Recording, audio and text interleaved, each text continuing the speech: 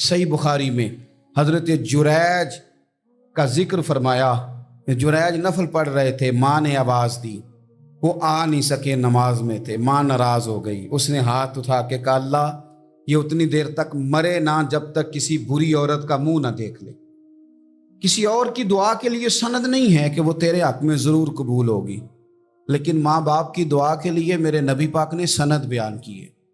سید عالم صلی اللہ علیہ وسلم فرماتے ہیں جب بھی ماں باپ اولاد کے لیے ہاتھ اٹھاتے ہیں رب ضرور قبولیت کا شرف عطا کرتا ہے۔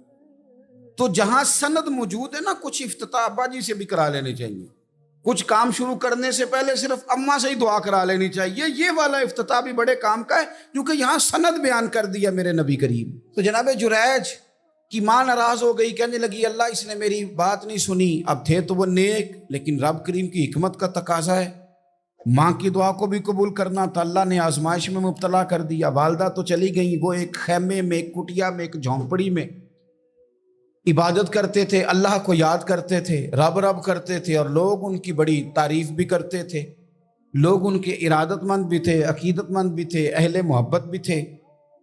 ایک عورت آ گئی، بس وہ اللہ کی حکمت پوری ہونی تھی، اس نے آ کے پہلے تو انہیں اپنی طرف مائل کرنا چاہا، جب نہ مائل ہوئے تو الزام لگا دیا۔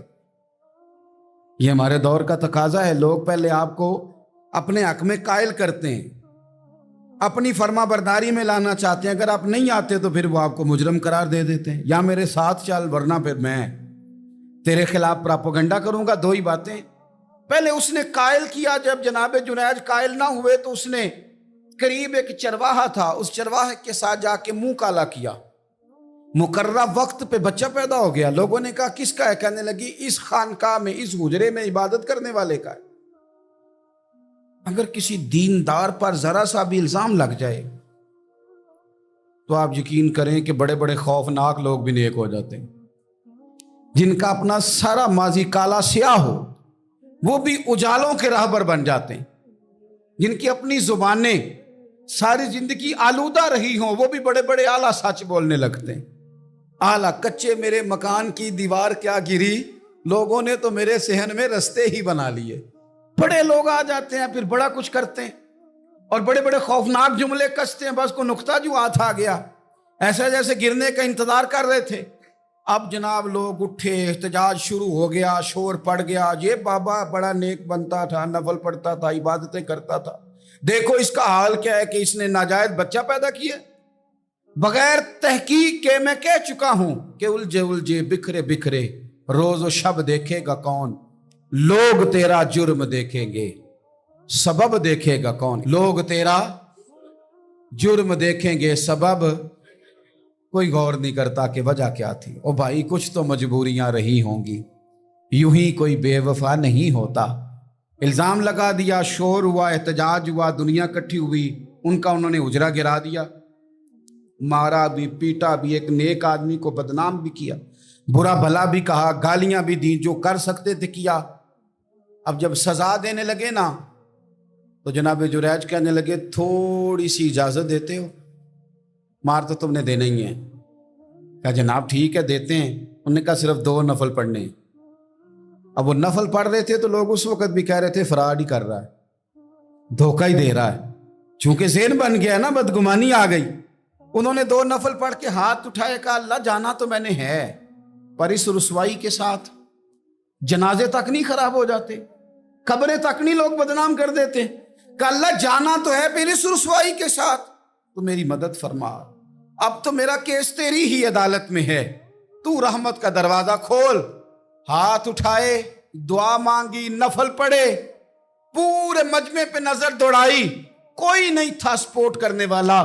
کل تک جو کہتے تھے نا تیرے لیے جیئیں گے، تیرے لیے مریں گے، ساری عمر ہی آٹا گدہ ہے، لکھاں کیتے نہیں پیڑے، اب وقت آیا ہی تے محمد بخشا کوئی نہیں ہو بیٹھا نیڑے۔ ایک بندہ بھی نہیں تھا، ووٹر سپورٹر ساتھ دینے والا کوئی نہیں تھا۔ تو جناب جنیج بچے کی طرف اشارہ کر کے کہنے لگے کوئی نہیں بول رہا، تو ہی بول کے بتا دے تیرا باپ کون ہے، تو ہی بول کے بتا دے کون ہے۔ اللہ اکبر۔ میرا رب جب چاہے تو بچے بولتے ہیں، رب چاہے تو گونگے بولتے ہیں، رب جب چاہے تو پھر پتھر بھی بولتے ہیں۔ جب کہا نا تو ہی بتا تو بچہ بولا، اور بول کے کہنے لگا میرا باپ جریج نہیں، میرا تو وہ ہے جو بکریاں چرانے والا ہے، وہ میرا باپ۔ جب رب کریم نے توفیق دی تو بچہ بول پڑا۔ جب رب بندوبست کرتا ہے کسی کی عزت کی حفاظت کا تو پھر کوئی اسے رسوا کر سکتا؟ یاد رکھنا، جب رب محافظ ہو تو پھر لوگوں کا پراپوگنڈا وہاں کچھ کر سکتا؟ لوگ کئی دفعہ بڑا گہرا جال بنتے ہیں، سازش کا رنگ بڑا گہرا ہوتا ہے، عام سادے آدمی اس کو سمجھ نہیں پاتے، اس پراپوگنڈے کا حصہ ہو جاتے ہیں، انہیں پتہ ہی نہیں چلتا یہ بات دراصل کیا کی جا رہی ہے۔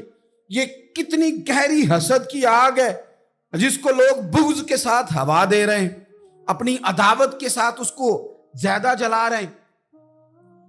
حضرت سیدنا عائشہ صدیقہ رضی اللہ تعالیٰ عنہ بیان کرتی ہیں، اور لطف کی بات یہ بھی بخاری میں موجود ہے۔ میں نے جناب جنید کا قصہ عرض کیا تو بخاری سے، یہ عرض کر رہا ہوں تو بخاری سے۔ یہ واقعہ میں حضور کی امت کے کسی ولی کا بیان کرتا تو لوگوں نے کہنا تھا ہماری سمجھ میں نہیں آتا۔ بعض لوگوں کا خیال ہے کہ داتا صاحب کی کرامت بھی نبی پاک کی بیان کریں۔ او خدا کے بندوں کو خیال کرو، داتا صاحب تو کئی سو سال بعد آئے ہیں، وہاں اگر کوئی کرامت ہوگی تو حضور بیان کریں گے؟ اگر نبی کریم نے پچھلے بنی اسرائیل کے ولیوں کی کرامتیں بیان کر کے تمہیں بتائی ہیں تو اس کا معنی یہ ہے کہ اگر وہاں اللہ یہ شان عطا کر سکتا ہے تو تم تو امتوں کی سردار امت ہو، ان پر تو نیرا فضل ہے، تم پر تو رب کا فضل کبیر ہے۔ تو بس لوگ سمجھنے کو تیار نہیں، پچھلوں کی مان لیتے ہیں۔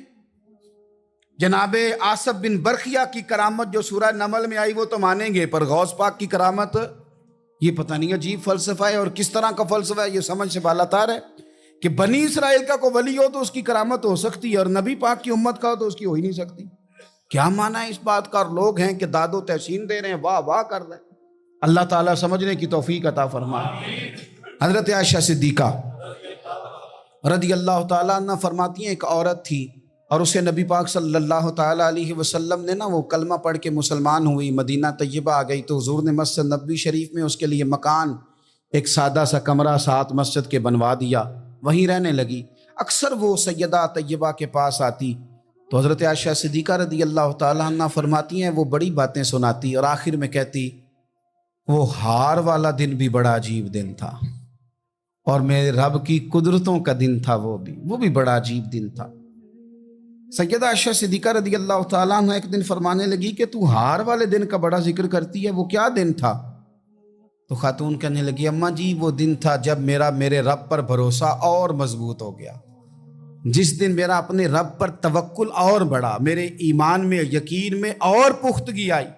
کہنے لگی میں ایک گھر کی کنیز تھی، نوکرانی تھی، اس گھر میں ایک بچی تھی جس کے پاس سونے چاندی ہیرے جواہرات کا ہار تھا۔ اس زمانے میں چمڑے کے اوپر لوگ ہیرے جواہرات لگاتے تھے، کئی دفعہ سرخ رنگ کے چمڑے پہ لگائے جاتے تھے، وہ بچی پہنتی تھی تو کہتی ہوں بچی کے اس نے اتار کے رکھا یا اس سے گرا وہ ہار تو چیل اسے اٹھا کے لے گئی گوشت سمجھ کے، اور میرے سامنے اٹھا کے لے گئی۔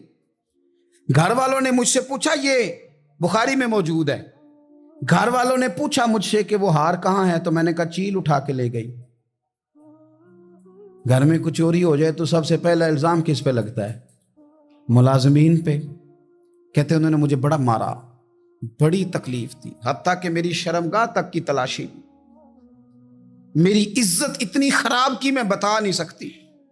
میں نے اپنی زندگی میں ایک واقعہ دیکھا، ایک امیر گھر میں چوری ہو گئی، ملازم کو اتنا مارا کہ وہ چارپائی پہ پڑ گیا، پولیس والوں سے اتنی مار پروائی گئی کہ وہ بیچارہ چارپائی پہ پڑ گیا، اور پھر وہ اتنا بیمار ہوا اور کچھ دنوں کے بعد پتہ چل گیا کہ چور تو اپنا بیٹا ہے ان کا، پھر اس کا انتقال ہو گیا۔ اب وہ سیٹھ صاحب اور گھر والے آ کے مرنے والے کے کان میں معافیاں مانگ رہے ہیں، کان میں۔